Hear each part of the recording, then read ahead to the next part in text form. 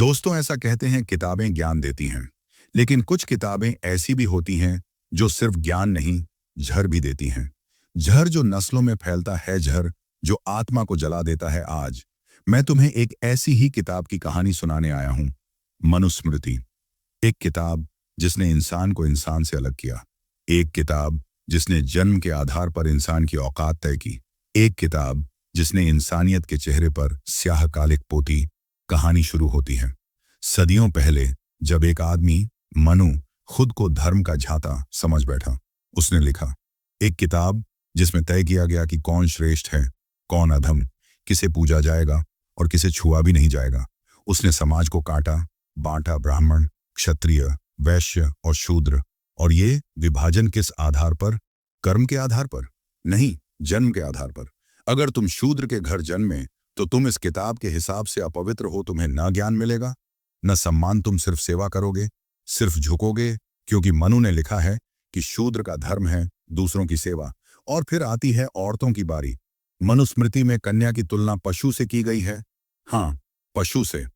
जैसे एक गाय बेची जाती है, जैसे एक घोड़ा दान में दिया जाता है, वैसे ही कन्या को दान करने का विधान बना। कन्यादान जो एक धार्मिक पुण्य बन गया। लेकिन सोचो, जरा दान तो वस्तु का होता है, इंसान का नहीं। मनुस्मृति कहती है स्त्री को हमेशा पुरुष के अधीन रहना चाहिए।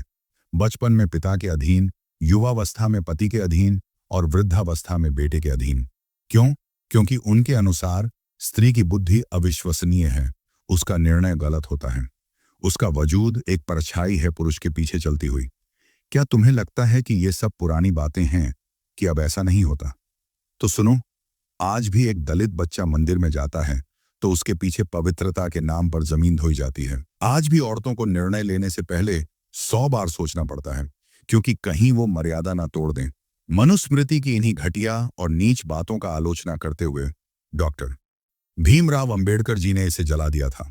भीमराव अंबेडकर द्वारा मनुस्मृति का दहन भारतीय इतिहास की एक क्रांतिकारी घटना थी, जिसने सदियों से चली आ रही सामाजिक असमानता और जातिवादी व्यवस्था को खुली चुनौती दी।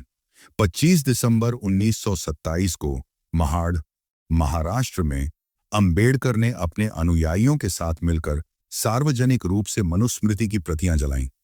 एक ऐसा ग्रंथ जो ब्राह्मणवादी व्यवस्था का आधार बन चुका था और जिसने शूद्रों, दलितों व स्त्रियों के लिए अमानवीय नियमों को धार्मिक आदेशों के रूप में प्रस्तुत किया था। यह कार्य केवल एक प्रतीकात्मक विरोध नहीं था, बल्कि यह भारतीय समाज की जड़ों में मौजूद पितृसत्ता, जातिवाद और ऊंच नीच के खिलाफ एक गहरी और उग्र चेतावनी थी। धधकती अग्नि में जब मनुस्मृति की पृष्ठ जलने लगे तो वह केवल कागज नहीं जल रहे थे, वह शोषण के सिद्धांत थे, जिन्हें अंबेडकर ने न्याय, समानता और मानव गरिमा की लौ में भस्म कर दिया। यह क्षण भारतीय दलित आंदोलन के इतिहास में अंधकार से उजाले की ओर बढ़ते संघर्ष का प्रतीक बन गया। ये किताब सिर्फ किताब नहीं रही, ये सोच बन चुकी है, जहर बन चुकी है, जो पीढ़ियों से हमारे अंदर उतारा जा रहा है। मनुस्मृति सिर्फ नियमों का संग्रह नहीं, ये उस बीज की तरह है जिससे नफरत की फसल उगाई गई। ये किताब कहती है ब्राह्मण अगर अपराध करे तो दंड कम हो, शूद्र करे तो मृत्युदंड। यह किताब कहती है स्त्री कभी स्वतंत्र नहीं हो सकती। यह किताब कहती है ज्ञान, न्याय और अधिकार सिर्फ कुछ जन्मों की बपौती है। लेकिन अब समय बदल रहा है। अब कोई किताब यह तय नहीं करेगी कि कौन क्या बन सकता है। अब कोई जात, कोई लिंग, कोई वर्ण इंसानियत से बड़ा नहीं हो सकता। अब हमें पूछना होगा, क्या हम इस सोच को जला सकते हैं? क्या हम उस किताब के पन्ने फाड़ सकते हैं जिसने इंसान को बांट दिया? अगर तुम्हारे खून में अब भी सवाल करने की आग है, अगर तुम्हारे जहन में अब भी इंसाफ की भूख बाकी है, तो याद रखना, मनुस्मृति सिर्फ एक किताब नहीं, वो एक मानसिकता है जिसे तोड़ना होगा, जलाना होगा, खत्म करना होगा, वरना ये तुम्हें, तुम्हारे बच्चों को और उनके बच्चों को कभी इंसान नहीं बनने देगी।